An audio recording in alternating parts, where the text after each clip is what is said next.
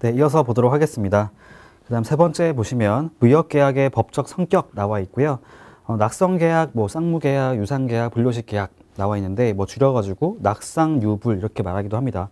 낙성계약 같은 경우에는 여기 보시면은 합의만으로 성립하는 계약을 말한다라고 보시면 될 것 같은데요. 낙성이란 말 자체는 좀 생소할 수 있는데 그 옆에 영어 표현을 보시면 consensual이란 말을 쓰고 있어요. 이게 바로 합의다, 합의라고 하는 말이 들어가거든요. 서로 합의만 있으면 그 자체로서 계약이 성립된다라고 이해를 하시면 되겠고요. 그 밑에 보시면 요물계약이라고 하는 거랑은 조금 상반된다라고 이해를 하시면 될 것 같네요. 요물계약이라고 하는 것은 합의만으로는 계약이 성립되지 않는다라고 보는 개념이고요. 그거 외에도 법률 사실이 존재해야지만 계약이 성립한다.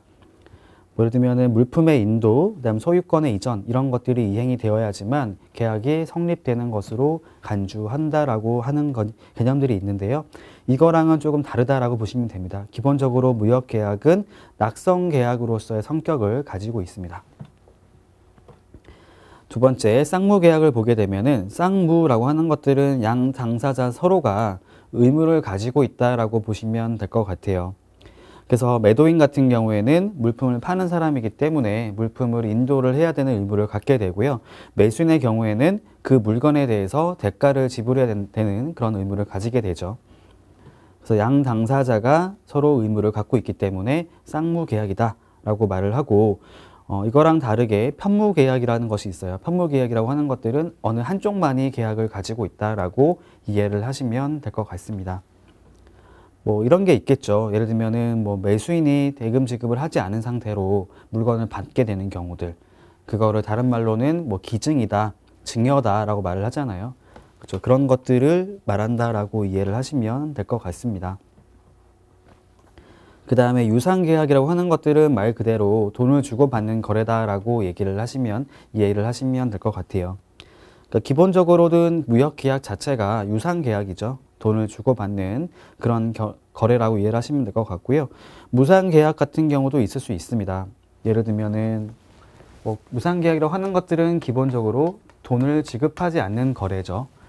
어떤 게 있을 수가 있냐면 보통은 샘플 형태들 있잖아요. 견본을 보내준다거나 아니면 대체품을 제공하는 경우라든지 그러니까 기존에 보냈던 물품에 하자가 발생을 해서 그것을 대체할 수 있는 물품을 이렇게 무상으로 제공해 주는 경우들이 있거든요.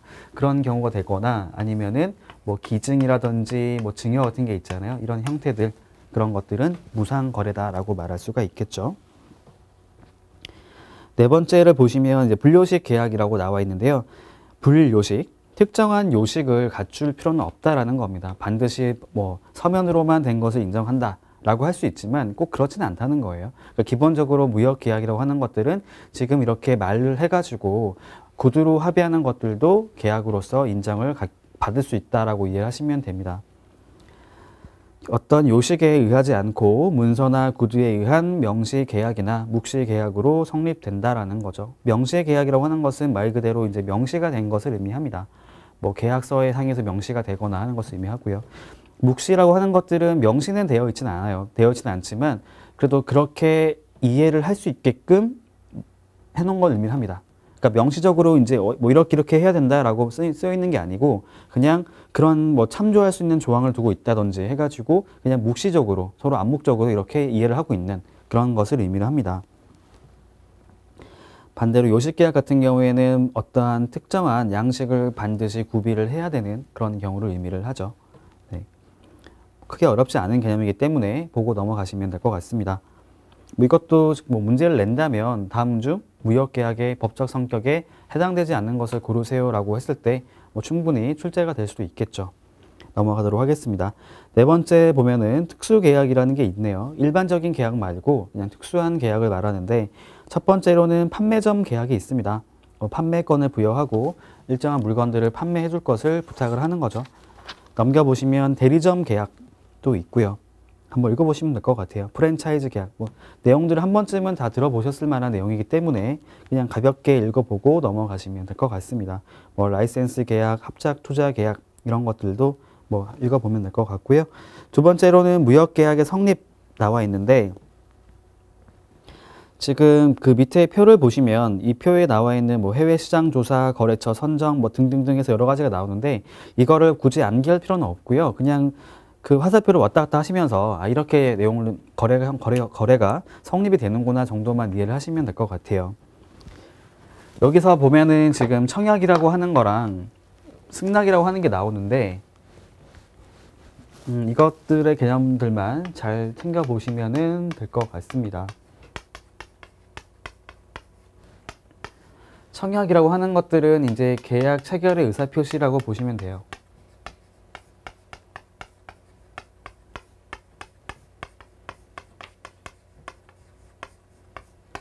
여기서는 동의를 하는 거죠. 청약의 내용에 대해서.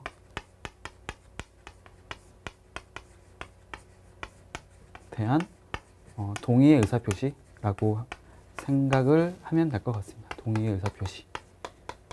수락한다 이런 의미를 갖게 되는 거죠. 지금 보시면은 지금 청약과 승낙 이런 게 왔다 갔다 맨 마지막에 들어가잖아요. 맨 마지막에 이제 뭐 상대방을 보겠죠. 기본적으로 신용도가 어떠한지 이런 것 물어보고 그다음에 거래를 할지 말지를 이제 막 서로 간을 보다가 마지막에는 청약이라는 것을 하게 될 거고요.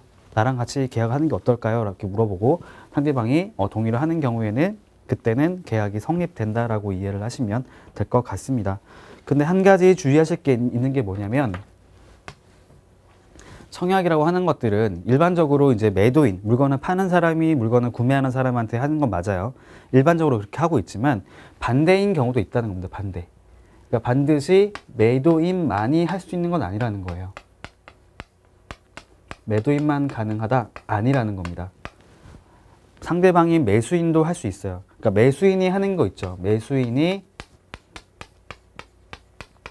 매도인한테 청약을 하는 경우도 있는데 이거를 뭐라 말하냐면은 매수 청약, 그러니까 매수인이 주체가 되는 거기 때문에 매수 청약이라 부르거나 아니면 주문이라고 말합니다. 주문.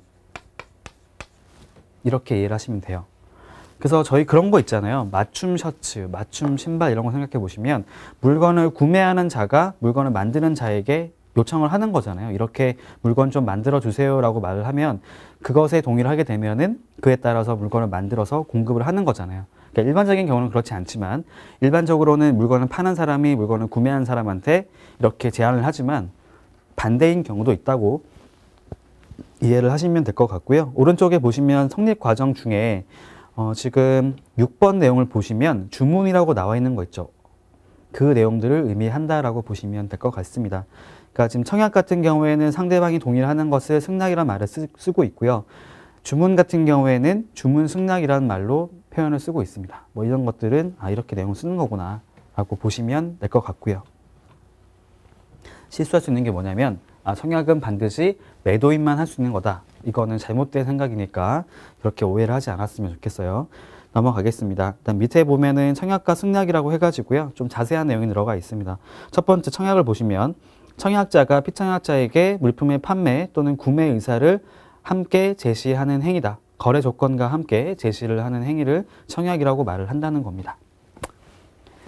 자, 기본적으로 청약을 하는 자를 청약자라 부르고요. 그 다음에 청약을 받은 자를 피청약자라고 말을 하고 있습니다. 예, 그렇게 보면 될 것 같고요. 요건을 보시면 4가지 정도가 있네요. 첫 번째, 계약을 체결하려는 제안일 것. 즉, 의도를 갖고 있어야 한다는 겁니다. 의도. 이거를 한번 정리를 해볼게요. 청약의 요건. 뭐 어렵진 않지만 첫 번째로는 이제 의도를 갖고 있어야 한다. 의도가 있어야 한다. 계약을 체결하겠다라는 의도를 갖고 있어야 한다는 거고요. 두 번째가 뭐냐면 이제 뒤에 나올 건데 특정성이라는 게 있어요. 특정성. 즉 특정한 자에게 청약을 제시해야 된다라는 게 있습니다. 그러니까 한 명 이상일 수도 있어요. 1인 이상의 특정인에게 제시가 되어야 한다는 게 들어가고요. 세 번째로는 이제 어떤 게 들어가냐면 충분성이라는 게 들어가요. 충분성. 충분성이라는 말보다는 확정성이라는 말을 쓰는 게 좋겠어요. 확정성. 확정성이 있어야 한다. 어떤 말을 하는 거냐면 청약을 할 때는 청약의 내용이 뭔지가 확정이 돼 있어야지만 상대방도 그걸 보고 동의를 할지 안 할지를 결정을 할 거잖아요. 그냥 막연하게 나랑 계약합시다라고 말해놓고는 아무런 조건이 들어가 있지 않다고 한다면 상대방 입장에서는 동의를 할 수가 없는 거겠죠. 그래서 확정성이 있어야 한다고 말을 하고요. 네 번째가 뭐냐면은 구속성이 있어야 한다고 얘기합니다. 구속성. 구속이라는 게 뭐냐면은 청약자가 이제 청약을 하고 나서 피청약자가 승낙을 하게 됐어요. 승낙이 있을 경우에, 승낙이 있으면은 계약을 성립시키겠다라는 의도를 갖고 있어야 한다는 겁니다. 우리 계약이 성립되었습니다라고 이렇게 구속이 되어야 한다. 그것에 구속된다. 즉 이것이 계약이 성립된다는 것이 확실해야 된다라고 이렇게 얘기를 하고 있습니다. 여기 보시면 요건 4가지 있죠. 그것들 말하는 거였고요. 아까 말씀드렸던 것처럼 첫 번째는 계약을 체결하려는 제안이어야 한다. 즉 의도가 있어야 한다는 거고, 두 번째로는 승낙이 있으면 그것에 구속된다는 의사를 표시해야 된다. 세 번째로는 청약의 내용이 충분히 확정적이어야 한다. 확정적이어야 한다고 말을 하면서 여기서는 무슨 말을 하고 있냐면 물품, 그 다음에 수량, 가격만 있으면 일단은 확정성을 갖고 있는 것으로 간주한다라고 이해를 하시면 되겠습니다. 그렇죠? 어떠한 물품을 제한을 할 것인지, 그 다음에 수량이 얼만큼 되는 것인지, 그것에 따른 가격은 얼만큼 되는지를 다 제시를 하고 있으면 이것은 충분히 확정적인 것으로 봐서 청약으로 인정할 수 있다는 거고요. 네 번째 보면은 이제 1인 이상의 특정인에게 제시가 되어야 한다. 그렇죠? 특정성이 있어야 한다는 겁니다. 특정성이 없는 게 과연 그렇다면 무엇일까라고 생각해 봤을 때는 불특정인한테 제시되는 것이 있는데, 대표적인 것이 어떤 게 있냐면 TV 광고죠. 광고. 그다음에 전단지 이런 거 있잖아요. 이런 것들, 그런 것을 의미를 합니다. 그러니까 특정한 자에게 이렇게 제한을 하는 게 아니라 그냥 불특정 다수한테 행해지는 것들이 있죠. 그런 것들은 특정성이 없구나라고 이해를 하시면 되겠습니다. 넘어가도록 할게요. 그 다음 세 번째 종류를 보면은 발행 주체 기준에 따라 매도 청약과 매수 청약 이렇게 구분할 수 있겠고요. 발행지에 따라서 국내 청약하고 국외 청약 이렇게 이해를 하시면 될 것 같고요. 세 번째 확정력 기준에 따라서 확정 청약이라고 하는 거랑 불확정 청약이라고 하는 게 있어요. 이게 뭔지가 사실 잘 모를 수가 있는데 제가 한번 설명을 드려보도록 하겠습니다. 지금 말하는 게 뭐냐면 확정 청약이었죠. 확정 청약. 기본적으로 확정이라는 표현이 어떤 것을 의미를 하는 건지 먼저 이해를 하셔야 될 것 같은데, 확정이라고 하는 것들은 이거예요. 그러니까 어떤 말을 하는 거냐면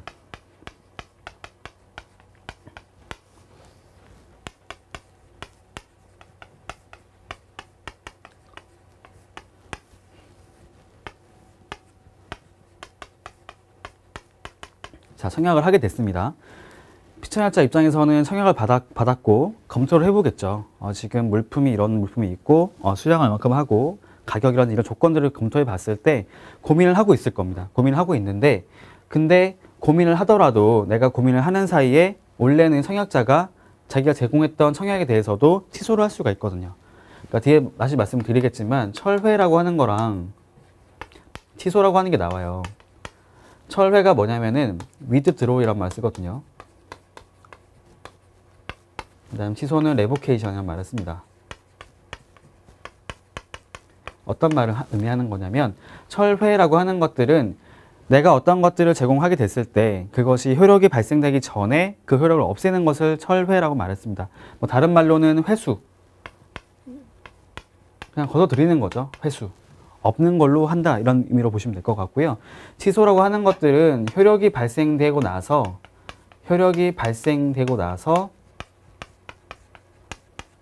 이거를 소멸시키는 거다라고 이해하시면 됩니다. 그러니까 철회라고 하는 것 아까 말씀드렸지만 효력이 발생하기 전에 전에 이거를 소멸시키는 거를 바로 철회라고 말을 쓰고요. 효력이 발생된 이후에 소멸시키는 것을 취소란 말을 씁니다. 그러니까 어떤 말로 이해를 하시면 되냐면 지금 피청약자한테 청약을 이제 하려고 청약을 제시하게 된 거예요. 제시를 하게 됐는데, 근데 아까 저희 봤었지만 무역계약의 어떤 그 성격을 보시면은 특정한 양식을 요구하지 않거든요. 그래서 불료식 계약이기 때문에 청약을 할 때 기본적으로 첫 번째 어떻게 했냐면 우편으로 먼저 보낸 거예요.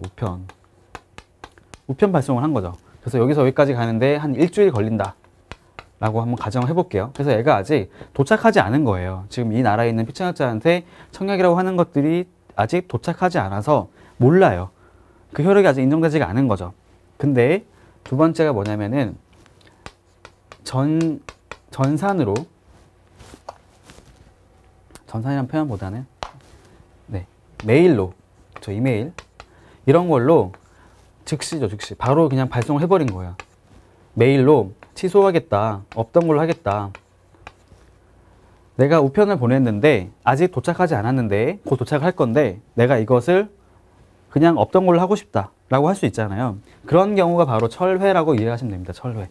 효력이 발생되기 전에, 기본적으로 청약이라고 하는 것들은 상대방에게 도달한 때 효력이 발생하거든요. 그것을 도달주의란 말을 쓰는데, 도달하기 전에 지금 다른 수단을 통해 가지고 효력을 없애는 것이 발생한 거잖아요. 이것을 철회라고 이해를 하시면 됩니다. 철회.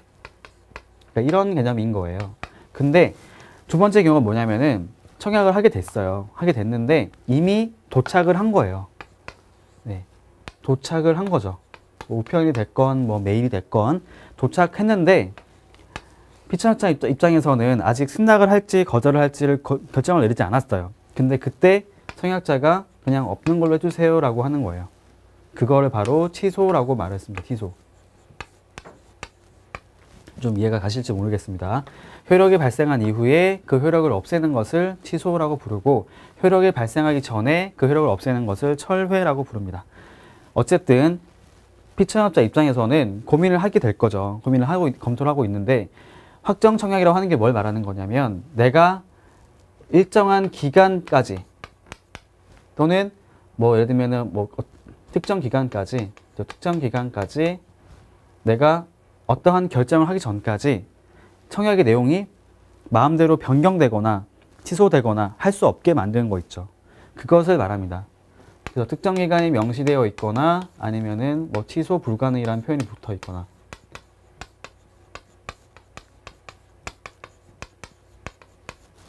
이 둘 중에 한 가지라도 있으면 그때는 확정 청약으로 볼 수 있습니다. 그러니까 어떤 생각을 하시면 되냐면은 피청약자 입장에서는 내가 지금 나의 결정에 따라서, 나의 어떤 의도에 따라서 승낙을 할지 거절을 할지가 결정되는 것이지, 다른 청약자의 어떤 의도에 따라서 이것이 마음대로 변경되거나 취소가 될 수 없다라고 이해를 할 수 있다는 거죠. 그래서 확정 청약이라고 하게 되면은, 그러니까 방금 말씀드린 것처럼 특정 기간을 보통 명시를 하거나 아니면 취소 불가능하다, 아니면 확정적이다 이런 표현을 붙여요. 특정 기간이 명시가 돼 있다는 거는 그 말을 의미하는 거거든요. 특정 기간이 경과할 때까지는 나는 어떠한 것도 하지 않겠다라는 겁니다. 그 기간까지는 마음대로 고민하고 결정을 내려도 된다라는 얘기를 들어간 거기 때문에 확정 청약이라고 볼 수가 있겠고요. 반대로 지금 확정 청약이 아니다, 불확정 청약이다라고 말해버리면 피청약자가 청약을 받고 나서요, 검토를 하고 있는데 청약자가 그냥 이것에 대해서 취소를 할 수 있다는 거. 취소. 아까 말씀드렸잖아요. 효력이 발생하고 나서라도 그것을 효력을 없앨 수 있다고 말씀드렸죠. 검토를 하고 있지만 상대방이 승낙을 하기 전에 지금 먼저 취소를 한다는 겁니다. 그래 버리면 피청약자 입장에서는 내가 어떠한 의도를 갖고 있는지가 중요하지 않은 거죠. 어떠한 의도를 갖고 있는지 중요하지 않고, 그런 의도를 보여주기 전에 그냥 취소가 될 수 있다는 겁니다. 그래서 확정돼 있지 않은 청약이다라고 말할 수가 있는 거죠. 불확정 청약이다 라고 말을 하는 거고, 이거는 두 가지 모두가 있어야 돼요. 일단은 기간이 명시가 안 돼야 되고요. 그러니까 기간이라고 하는 것들은 이제 어떤 말을 하는 거냐면 유효기간이다라고 이해를 하시면 될 것 같고요.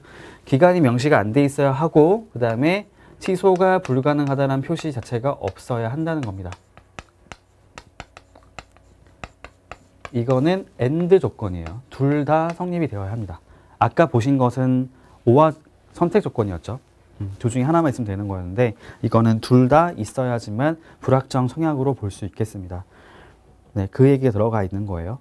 확정 청약은 아까 말씀드린 것처럼 승낙 회답에 유효 기간을 지정하거나 확정적 또는 취소 불능이라는 표시가 있는 청약을 말하고 나중에 취소될 수 없는 것을 말하고요. 불확정 청약은 유효 기간이나 확정적이라는 표시가 없는 청약을 말하며 유효 기간이나 확정적인 표시가 없는 청약을 말하면 들어가 있는데 지금 이것만 보시면은 둘 중에 하나만 없으면 될 것 같잖아요. 근데 둘 다 없어야 합니다. 둘 다. 예를 들면 어떤 말씀을 드리는 거냐면 이런 표시는 없었지만 기간이 명시되어 있었다고 한다면 그거는 확정 청약으로 볼 수가 있다는 거예요. 반대도 마찬가지죠. 기간이 명시가 안 돼 있긴 하지만 취소 불가능한 표시가 있으면 당연히 그거는 확정 청약이 되는 거죠. 그렇게 이해를 하시면 될 것 같습니다. 확정 청약, 불확정 청약에 대한 어떤 그 기준이 뭐냐면 피청약자의 입장에서 생각을 하시면 된다는 거죠. 내가 내 의도에 따라서 결정이 되는지 아니면 그렇지 않은지에 따라서 확정 청약하고 불확정 청약으로 생각을 하시면 될 것 같습니다. 네 번째, 교차 청약과 반대 청약이 들어가 있는데 교차 청약이라고 하는 것들은 이거는 뭐 사실상 이론적인 개념이긴 해요. 어떤 말을 하는 거냐면 둘 다 서로에게 같은 내용의 청약을 하는 것을 말합니다. 이렇게 간 것만 말하는 게 아니고요. 얘도 똑같이 청약이라는 것을 하게 된 거예요. 그것도 같은 내용을. 이거는 뭐 사실상 거의 발생할 일은 없겠죠. 어쨌든 교차가 있었기 때문에 교차 청약이다라고 말을 쓰고요.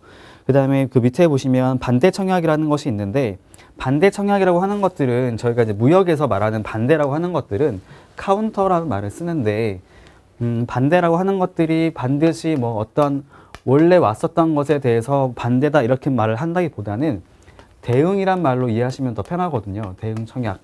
어떤 말을 하는 거냐면 자, 청약자가 있어요. 청약자가 이렇게 청약을 하게 됐을 때 이 청약자가 있겠죠. 피청약자 입장에서는 그 청약 자체의 내용이 마음에 안 들었던 거예요. 그래서 이거에 대해서 나는 너가 보내준 거에서 마음에 안 드는 게 있어서 내가 일부 수정을 했어 라고 말하는 거죠. 그러면 이게 바로 처음에 왔던 것을 원청약으로 말을 한다면 두 번째 가는 것은 반대 청약이다 라고 말할 수가 있는 겁니다. 그러니까 이것의 기준이 뭐냐면 원래 왔던 거랑 서로 이제 반대로 간다는 거죠. 대응하는 차원에서 가는 거. 카운터. 저희 건투 보시면 카운터 펀치 이런 것도 있잖아요. 그렇죠?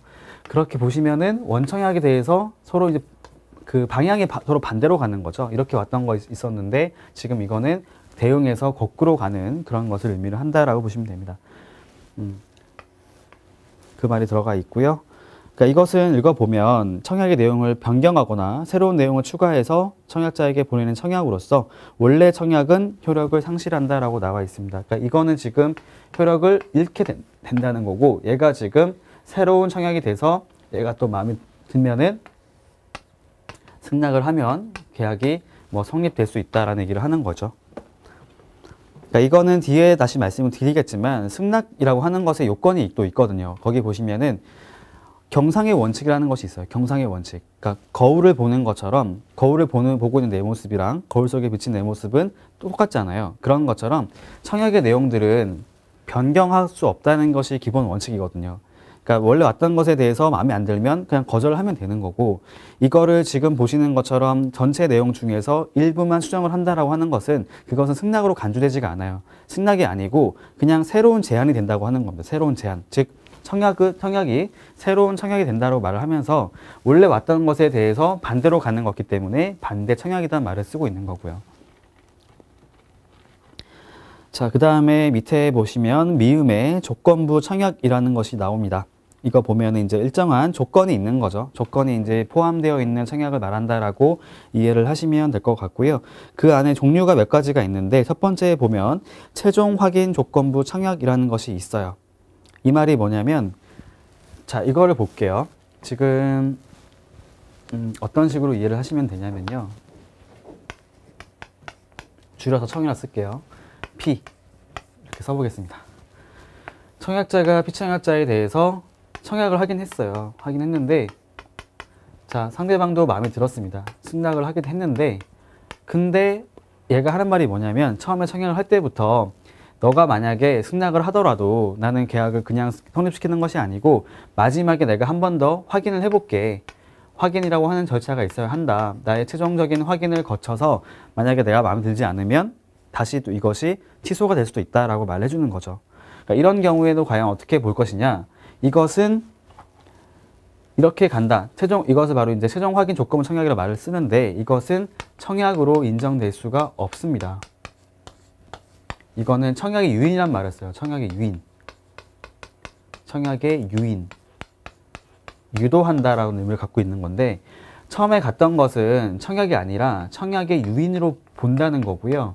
상대방이 승낙을 하더라도 이것은 승낙이 아니고 청약이 되는 거고 마지막에 확인을 거치는 것을 승낙으로 본다는 겁니다. 그래서 청약과 승낙 이렇게 가는 거고 첫 번째 했던 것들은 그냥 청약의 유인이다. 청약을 하기 위해서 이렇게 유도를 하는 거다라고 얘기를 하고 있어요. 그러니까 이거는 어떤 얘기로 보시면 되냐면 아까 보신 것 중에 성격 요건 중에 구속성이라는 게 있었거든요. 구속성. 그렇죠? 앞에 보시면은 청약 요건 중에서 상대방인 피청약자가 승낙이라는 것을 하게 되면 그것에 구속이 돼서 계약을 성립시키겠다는 의도를 갖고 있어야 한다는 게 있었는데 그 요건이 충족되지 못한 겁니다. 그래서 이거는 청약이라고 인정될 수가 없고요. 청약의 유인으로 이렇게 볼 수밖에 없습니다. 네, 그렇게 이해를 하시면 될 것 같은데 뭐 그것까지는 뭐 저희 시험에서는 나오진 않았지만 어쨌든 그런 내용을 담고 있어요. 자, 그 다음에 두 번째가 뭐냐면 재고 잔류 조건부 청약입니다. 청약을 할 때 물건에 이제 재고가 있을 경우에만 계약이 성립한다라는 거고요. 반대로 말하면 상대방이 동의를 하더라도 승낙을 하더라도 재고가 없으면은 물품을 판매할 수 없다라는 거죠. 이거는 불확정 청약이라고 이해를 하시면 되겠습니다. 승낙자 입장에서는 자신의 의도가 아닌 다른 어떤 이유 때문에 계약을 성립시킬 수 없는 걸로 이해를 하시면 되는 거죠. 확정돼 있지 않은 청약이다 라고 보시면 되겠고요. 그 다음 세 번째 보면은 점검매매 조건부 청약이라고 해가지고 점검매매라는 게 어떤 말을 하는 거냐면 물품을 직접적으로 확인해 본다라는 의미를 갖고 있습니다. 점검해 본다. 점검을 해서 마음에 들면은 물건을 구매를 하고 그렇지 않으면은 내가 다시 돌려주겠다. 이런 의미를 갖고 있거든요. 이거는 읽어보면 청약자가 견본을 보내고 피청약자가 견본을 사용한 후에 만족을 하게 되면 승낙할 것을 조건으로 하는 청약을 말합니다. 이것은 확정 청약이라고 말할 수가 있겠죠. 왜냐하면 그것을 결정할 수 있는 주체는 누구냐면은 피청약자이기 때문입니다. 오른쪽에 또 보시면 반품 허용 조건부 청약이 나오는데요. 이거는 대리점 같은 것을 의미를 한다라고 보시면 될 것 같아요. 청약과 함께 다량의 물품을 송부하고 피청약자가 일정 기간 동안에 판매를 하고 남은 잔량을 반품할 수 있다는 조건의 청약입니다. 그렇죠? 저희가 대리점에다가 물건 통째로 넘겨주고 판매를 맡긴 다음에 판매가 발생하면 그 판매된 것에 일정 수수료를 받게 되는 거잖아요. 그렇죠? 일정 수수료를 떼주고 이제 물건을 금액을 받는 거고 남은 게 있으면 그 남은 물건들을 다시 이렇게 반납받는 그런 형태를 말하잖아요. 돌려받는 그런 거라고 이해를 하시면 돼요. 반품 허용 조건부 청약. 그래서 대리점 계약을 할 때 이렇게 한다고 보시면 될 것 같고요. 그 다음에 무확약 청약, 다른 말로는 시황 조건부 청약이라고 들어가 있는데 이게 어떤 말을 의미하는 거냐면 그러니까 시세에 따라 그러니까 지금 시장 상황의 변동에 따라서 만약에 물품 가격이 변동이 있었다라고 하는 경우에는 계약이 성립되지 않을 수도 있다라는 겁니다. 그러니까 지금 당장 우리가 이렇게 이 가격의 물건을 이제 거래를 하지만 그 시장 상황이 나중에 달라질 수가 있으니 그것이 좀 심한 경우에는 계약 자체를 무효로 할 수 있다라는 그런 의미가 들어가는 거죠. 이거는 뭐 시황 조건부 청약 또는 확정돼 있지 않은 무확약 청약이다라고 말할 수가 있는데 이것은 불확정 청약이라고 말할 수가 있을 것 같고요. 그 위에 보셨던 반품 허용 조건부 같은 경우에는 이거는 확정 청약이다라고 보시면 되는 거죠. 그러니까 뭐든지 주체는 누구냐면은 피청약자 입장에서 봤을 때 자신의 의도에 따라서 계약을 성립할 수 있으면 확정 청약, 그렇지 않으면은 불확정 청약이다라고 이해를 하시면 될 것 같습니다.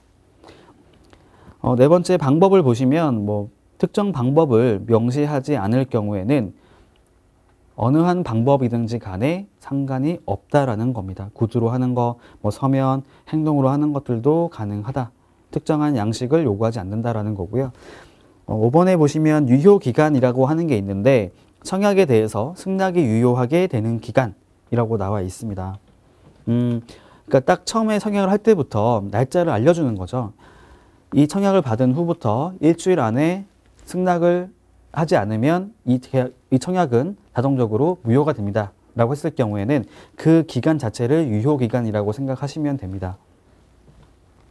확정 청약 같은 경우에 아까 말씀드린 것처럼 딱 확정이 돼 있는 거죠. 특정한 날짜가 경과할 때까지는 나는 아무런 계약을 뭐 마음대로 취소를 하거나 그렇게 하지 않겠다라는 거기 때문에 청약서에 명시된 기간을 이해를 하면 될 것 같고요. 불확정 청약 같은 경우에는 뭐 합리적인 뭐 상당한 기간이라고 나와 있는데 이 말이 어떤 것을 의미하는 거냐면 사실은 이제 기간이 명시가 안 돼 있잖아요. 기간이 명시가 안 돼 있으면 좀 뭔가 애매하죠. 애매하단 말이에요. 그러니까 여러분들이 이제 전 사실은 청약과 승낙 같은 경우는 남녀 간에 이제 연애를 놓고 비교를 하면은 좀 이해가 될 것 같은데, 어느 한쪽에서 상대방에 대해서 마음이 들어가지고 이렇게 호감을 표시를 했어요. 고백을 하게 됐는데, 그 고백을 받은 사람이 그것에 대한 이제 고민을 하겠죠. 고민을 하고 있다가 결정을 내려야 되는데, 그 기간이라고 하는 것들을 언제로 볼 것인지 생각해 보시면, 보통은 그런 고백을 받은 후부터 뭐 짧게는 당일, 뭐 길게는 뭐 2, 3일 내로는 말을 하잖아요. 근데 그게 뭐 일주일 지나도 답변이 없고 뭐 한 달이 지날 때까지 연락이 없었다. 그러면 사실상 그 기간이라는 것이 명시가 안 돼 있다고 하더라도 한 달이라는 시간이 지나가게 되면 당연히 누구나 거절했다고 생각할 수가 있잖아요. 그러니까 여기서 말하는 그런 합리적인 기간, 뭐 상당한 기간이라는 게 뭐 어떤 것을 의미하는 거냐면 딱 명시가 된 건 아니에요. 명시가 된 건 아니지만 누구나 다른 제3자가 보더라도 일반적으로 이제 이해가 되는, 그렇게 볼 수 있는 뭐 관행에 따라서 또는 뭐 관례에 따라서 그렇게 이해할 수 있는 그런 기간 있잖아요. 누구나 제3자가 보더라도 이거 정도는 인정할 수 있다. 예를 들면은 한 3일 있다가 답변을 했다. 이거는 뭐 그럴 수 있다고 생각하더라도 뭐 한 달 뒤에 또는 뭐 6개월 뒤에 답변을 한다. 이런 건 혹시 이해가 안 가잖아요. 그런 것들은 합리적이지 않은 기간으로 볼 수가 있는 거죠. 그래서 합리적인 상당한 기간이라고 하는 것들은 방금 제가 말씀드렸던 것처럼 제3자가 보더라도 누구나 이렇게 일반적으로 할 수 있는 그러니까 이해를 할 수 있는 그런 기간을 말한다고 이해하시면 될 것 같습니다. 그래서 뭐 기간이 명시되어 있지 않은 경우에 사실은 애매하죠. 애매한 부분이 있긴 하지만 그때는 합리적인 기간, 이렇게 이해하는 것은 합리적이다 라고 볼 수 있는 기간까지는 반드시 승낙을 해줘야 된다라고 보시면 될 것 같습니다. 6번에 보면 효력 발생 나와 있고요. 아까 말씀드렸지만 청약 같은 경우에는 도달주의를 택하고 있습니다. 상대방에게 도달한 때 효력이 발생하는 것으로 되어 있기 때문에 철회라고 하는 것들도 도달하기 전에 효력을 없애면 가능하다라고 말씀드렸죠. 그 다음 7번에 보시면 효력 소멸 나와 있고요. 거기 보시면 철회, 취소, 거절, 반대 청약 나와 있네요. 읽어보시면 어렵지 않을 것 같습니다. 넘어가도록 하고요. 8번에 보면은 청약의 유인도 아까 말씀을 드렸죠. 상대방을 유인해서 자신에게 청약을 하도록 하는 행위로서 청약과는 다르게 상대방의 승낙이 있다고 하더라도 계약이 성립되지 않는다라고 말을 하고 있습니다. 청약의 유인 같은 경우에는 딱 두 가지만 생각하시면 될 것 같아요. 어떤 걸로 말하면 되냐면 청약의 유인은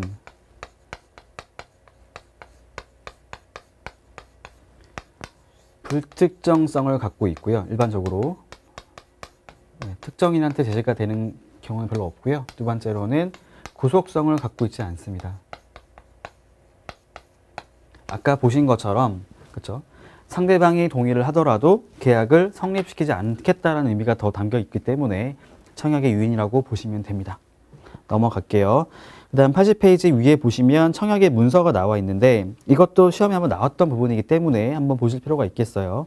상대방에게 청약을 하기 위해 사용하는 문서라고 나와 있는데 첫 번째 이제 프로포마 인보이스라고 해가지고 견적 송장이라는 것이 있습니다. 송장. 그러니까 송장이라고 하는 것들은 인보이스라고 보시면 되는데 인보이스가 뭘 말하는 거냐면 청구서의 개념으로 이해를 하시면 돼요. 청구서 또는 명세서. 그러니까 명세서가 담겨 있긴 하지만 그걸 가지고 돈을 청구를 하는 거죠. 그래서 물건을 판매하는 사람이 물건을 구매하는 사람한테 이렇게 당신이 구매한 물건이 뭐이고 이거는 금액이 얼마입니다 라고 해가지고 쉽게 말하면 돈 주세요라고 하는 개념으로 이렇게 발행을 하는 거죠. 인보이스. 그래서 저희가 수입 신고를 할 때는 기본적으로 커머셜 인보이스라고 해서 상업송장이 발급이 되어야 합니다. 근데 지금 프로포마라고 하는 게 뭘 말하는 거냐면 그냥 그거예요. 견적을 내는 거 있죠. 견적. 그러니까 이것이 확정되지 않은 상태로 보시면 됩니다. 아직까지는 가격이 확정되어 있지 않은 거예요. 저희가 흔히 말하는 그 협상이 가능한 거죠. 네고라고 말을 쓰는데 네고시에이션이 가능한 그런 부분들, 존재를 한다는 거기 때문에 사실상 견적을 낸다는 것 자체는 그렇죠. 그런 의도를 갖고 있다라고 볼 수가 있는 거죠. 내가 청약을 하겠다라는 의도를 갖고 있는 거고요. 실제로 계약이 성립되고 나면은 그때는 견적 송장이 아니라 그때는 정식으로 커머셜 인보이스라고 하는 상업 송장을 발급을 해서 거래를 하겠죠. 두 번째, 어더시트라고 해가지고 주문서. 계약의 내용을 확인하기 위해서 매수인이 매도인 앞으로 송부하는 주문 확인서라고 나와 있네요. 그러니까 지금 내가 주문한 물건이 뭐뭐뭐인지를 알리는 그런 내용이라고 보시면 될 것 같고요. 이거는 매수인이 매도인한테 보낸다 정도까지 생각보시면 될 것 같습니다. 그다음 세 번째 purchase order라고 해가지고요. PO라고 말을 하는데 구매 주문서죠. 물품을 구매하고자 주문 내용을 작성하는 문서. 내가 이런 물건들을 구매합니다. 이것을 다른 말로 쓰면은 발주서라는 말을 써요. 발주서. 내가 구매하는 물품에 대한 그 서류를 말하는 거거든요. 이것도 역시 당연히 청약을 나타내는 것이다라고 보시면 될 것 같습니다. 이거 저희 시험 나왔던 거니까요. 꼭 정리를 한번 해보시면 좋을 것 같고 내용이 어렵진 않죠. 어렵진 않기 때문에 이해를 바탕으로 하시고 넘어가면 될 것 같습니다.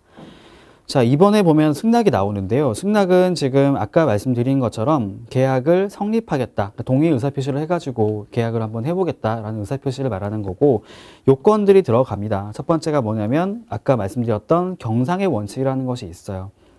그렇죠. 거울 경자의 상상자죠. 예, 보이는 모습, 형상할 때 말하는 그거. 청약의 내용과 완전히 일치해야 된다.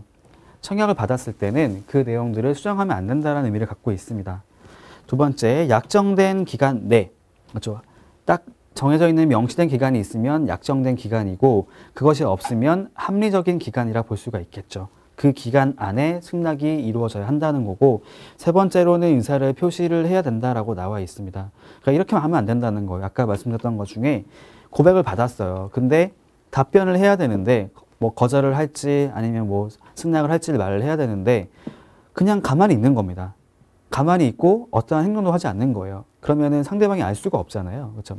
말도 안 하고 뭐 행동을 보여주는 것도 없으니 당연히 모를 거잖아요. 그러니까 이렇게 되면 안 된다는 겁니다. 반드시 의사를 표시를 해야 된다.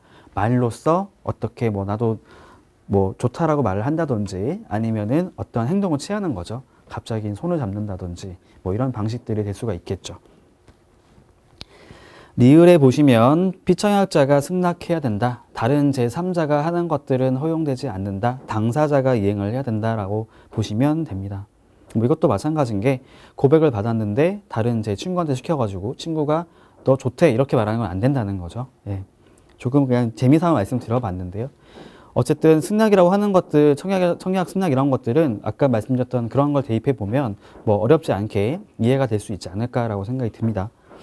3번의 방법을 보시면 만약에 정한 방법이 있으면 그 방법에 따라야 되고요. 정해진 방법이 없으면 상관없다고 나와 있는데 어떻게 이해를 하시면 되냐면 청약을 한 자가 이렇게 할 수 있어요. 청약을 할 때 승낙을 할 때는 반드시 뭐 어떠한 방식으로 해야 된다. 예를 들면은 뭐 메일로 보내야 된다. 또는 서면의 형태로 보내야 한다. 이렇게 해놓은 게 있으면 당연히 그걸 지켜야 합니다. 그 청약에 나와 있는 내용 그대로 해야 되거든요. 하지만 그런 표현이 없었어요. 그냥 언제까지 의사를 표시하시면 됩니다라고 하는 경우에는 양식에 제한이 없는 거죠. 그렇게 이해를 하시면 될 것 같고요. 자, 승낙의 불인정 아까 말씀드렸었는데 만약에 둘이 합의가 된 게 아니라고 한다면 침묵이나 부작위 자체로는 승낙으로 인정받지 못합니다. 아까 제가 고백 말씀드렸잖아요.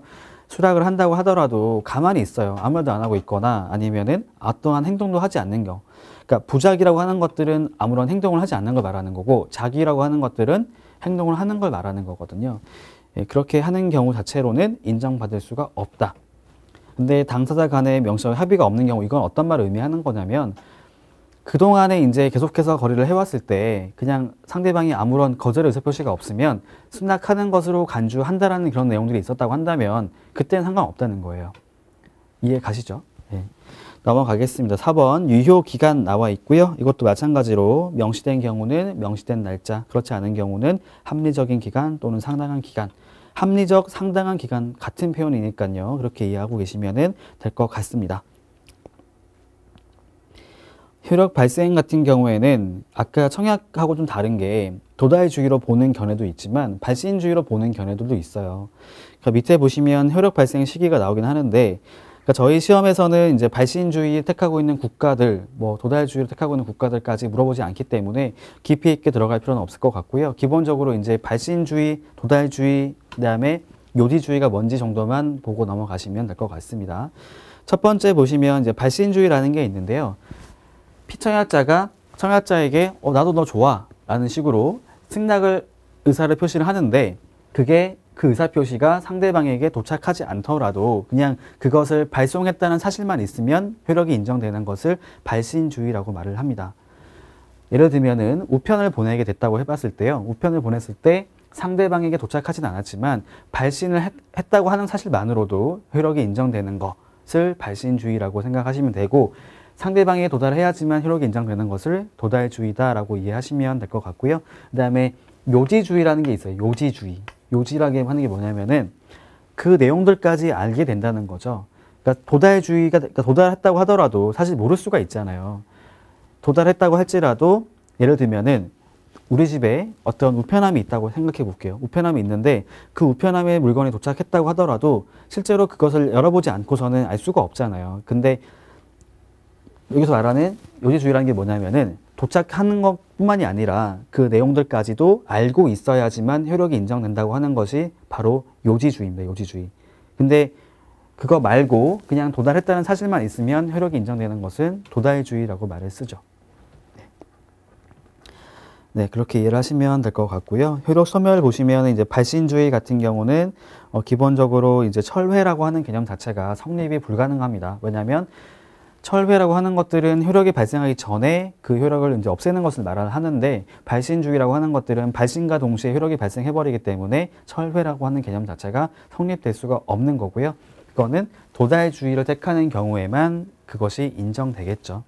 예를 들면은 승낙을 한다고 할지라도 우편으로 보냈는데 도착하기 전에 전화를 걸어서 이것은 제가 좀 생각이 짧았던 것 같습니다. 거절하겠습니다. 라고 말을 한다든지 그런 경우를 말을 하는 거겠죠. 네, 그 다음에 이제 3절에 보시면 무역계약의 기본 조건 있는데요. 이거는 지금 뭐 시간이 많이 남지가 않아서 간단하게 말씀을 드려보고 오늘은 마치도록 하겠습니다. 자, 3절에 보시는 무역계약의 기본 조건이라는 게 뭘 말하는 거냐면, 개요에 나와 있는데 무역 거래에서 필수적으로 약정을 해야 되는 조건을 의미를 합니다. 거래 조건이라고 하는 것들은 몇 가지가 있는데 밑에 보시면 품질, 수량, 가격, 뭐 선적, 결제, 보험, 포장 등등등 여러 가지가 있어요. 그럼 한번 생각을 해보세요. 앞에 보신 것처럼 이제 승낙을 하게 돼서 계약이 성립이 됐어요. 그러면 계약서를 작성을 해야 되잖아요. 작성을 해야 되는데 계약서 작성을 할 때 어떠한 것들을 계약을 할지를 다 합의를 해야겠죠. 그 각각에 대한 조건들이 여기 보시는 조건이라 보시면 되고요. 그것을 합쳐서 이것은 무조건 해야 된다, 기본적으로 들어가 있어야 한다고 보는 것이 무역계약의 기본 조건이다라고 얘기를 하는 겁니다. 당연히 보시는 것처럼 품질은 어떻게 할 것인지, 수량은 몇 개로 할 것인지 이런 것들을 다 정해놓고 당연히 해야겠죠. 네, 그것을 의미를 하고 있다라고 보시면 될 것 같고요. 그 밑에 보시면 이제 각각에 대해서 품질 조건이라고 하는 것이 봤을 때 품질을 결정하는 방법이 어떤 게 있는지, 품질을 결정하는 시점은 언제로 봐야 되는지 이런 것들을 공부를 할 겁니다. 네, 일단은 여기까지 하도록 하고요. 저희 다음 시간에 같이 한번 정리를 해보도록 하겠습니다. 네, 이렇게 해서 오늘 수업 마치도록 하고요. 다음 시간에 뵙도록 하겠습니다. 여러분들 수고 많으셨습니다. 감사합니다.